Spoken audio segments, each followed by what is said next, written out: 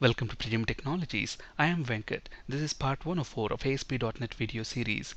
In this session, we'll discuss about user controls in ASP.NET. What are web user controls?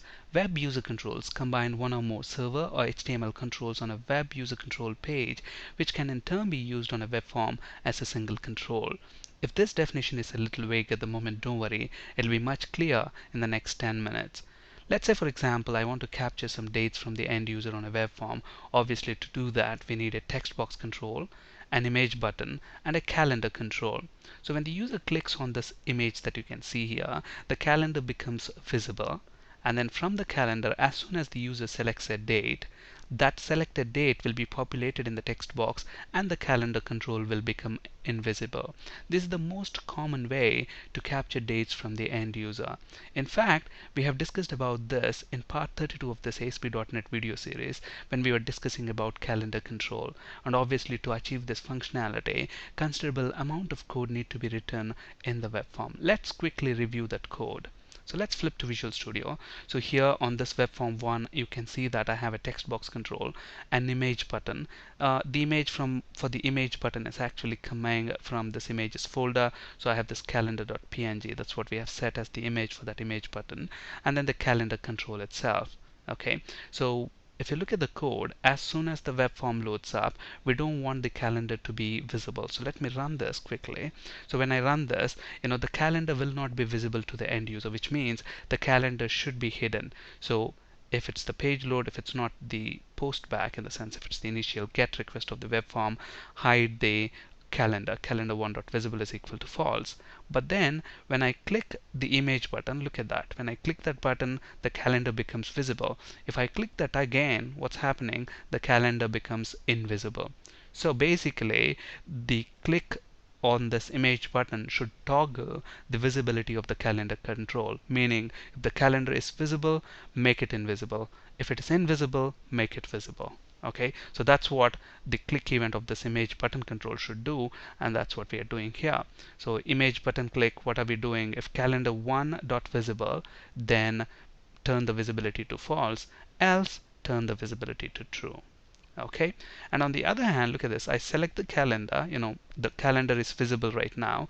If I select a date, as soon as I select the date, what's happening? Two things are happening. The date that we have selected is populated within the text box and the calendar has become invisible.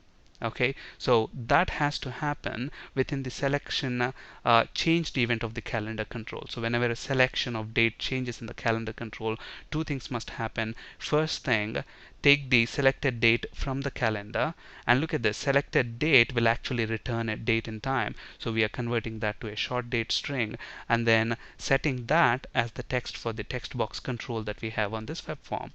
Okay, and the next thing is immediately we are turning the visibility of the calendar to false. Okay, so that's what is happening here. And then obviously the final thing is when I click this button control after I have a date selected, that date will be printed on the web form. And how am I retrieving the date? I am simply retrieving the date from the text box and then printing it on the web form using response.write. Now if you look at this, it's a simple control here.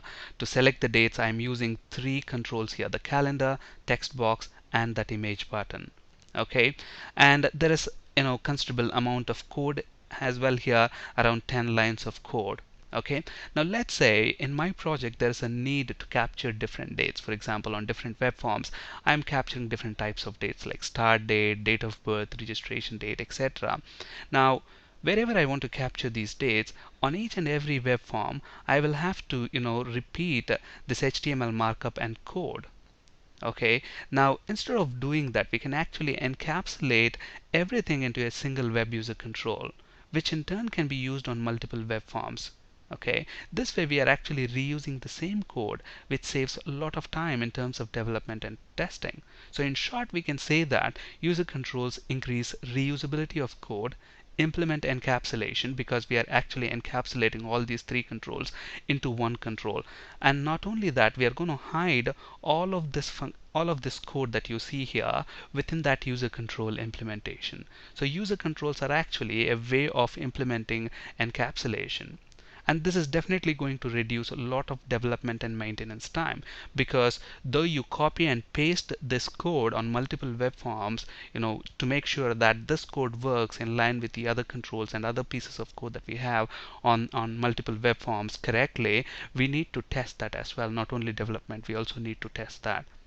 Okay, so obviously using user controls is going to reduce a lot of development and maintenance time as well. Okay, now let's go ahead and see how to turn this code into a user control. Now, to add a user control to a web form, it's very simple and straightforward. Just like how you add a web form to a web project, in the same way you add a web user control. Right click on the project, add new item, and then from the new item dialog box, select web user control. So scroll up, web user control, and give that a meaningful name. I'm going to call this calendar user control. Okay, and click add. Now, if it was a web form, we get .aspx extension, but this is a web user control, so web user controls have .ascx extension. And another difference, if you notice, for web forms, you have the page directive, but for web user controls you will have a control directive instead of the page directive. Okay, and then another difference is on the web form, look at this, you have all these basic HTML elements. So HTML opening element, closing element, and then you have head closing and opening, body closing and end closing, opening and closing. But then a user control need not have all those.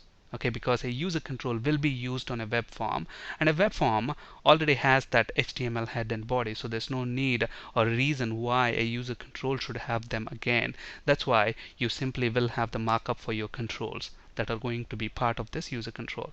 So what I'm going to do, I'm going to copy whatever markup that I have here. So I'm going to take all that markup from here, okay, and then paste that in this web user control page.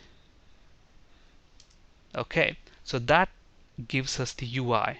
Okay, so I have this UI, and then what else I want to do? Obviously, we want to implement that functionality. Look at this, web form has a page load event. Similarly, web user control also has a load event. Okay, the page load event. So when the web form loads up, what we are doing, we are actually turning the visibility of the calendar off. So I'm going to copy that and then paste it within this control here. Okay, and not only that, whenever the image button is clicked, we want to toggle the visibility of the calendar. So I'm going to copy that as well and paste that within the calendar control. So all I'm doing here is copying and pasting that code from the ASPX page to the ASCX page, which is nothing but the user control. And then finally, whenever the selection in the calendar changes, we want to retrieve the date from the calendar, populate the text box, and turn the visibility of the calendar to false. So copy that and paste that in the web user control. Okay, and then I'm not going to copy this button click event. Why? That's because when I click the button, we are simply retrieving the date from that text box and printing it onto the web form. Now when I use this web control, this calendar user control on a web form, that's when I'll do that. Okay, so at this point, look at this control, we have this image button click that's implemented here, and then finally the calendar one selection changed, that's also implemented here. So let me go ahead and build the solution. So Control Shift B, look at the status bar, build succeeded. Okay, so we have the user control ready. Okay, now we can use this user control on any web form. Now let's say, for example, in my project I'm going to have maybe 10 or 20 web forms where I want to capture dates from the user. Instead of copying and pasting all this HTML markup and this code on each and every web form, what I can basically do is I can use this user control that you can see here on those web forms. In fact, we'll discuss about adding this web control, the web user control to multiple web forms and using it in the next video session. But now let's quickly recap the differences between the web form and web user control. So designing and implementing web user controls is very much similar to web forms. Web forms have the extension of .aspx, whereas web user controls have the extension of .ascx. Web forms begin with @page directive and they can have HTML head and body elements, whereas web user controls begin with control directive and cannot have HTML head and body. We have just seen that as well.